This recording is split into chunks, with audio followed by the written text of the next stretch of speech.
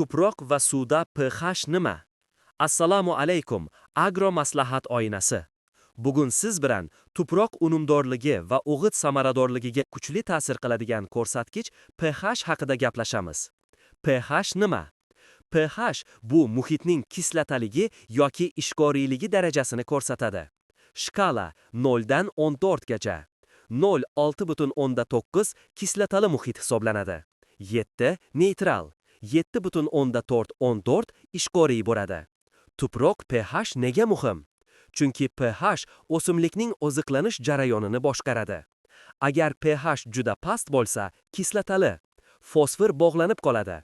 Kalsiy va magniy kamayadi. Ildiz yaxshi rivojlanmaydi. Alyuminiy zaharli bo'ladi.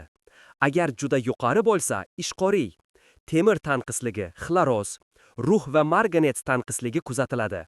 Fosfor o'zlashtirilmay qoladi. Eng yaxshi pH 6-7,5 oralig'i. Suv pH darajasi. Suv pH quyidagilarga ta'sir qiladi. O'g'it aralashishi, pestitsid samaradorligi, sug'arishdan keyingi tuproq muvozanati. Ideal suv pH 6-7 oralig'i.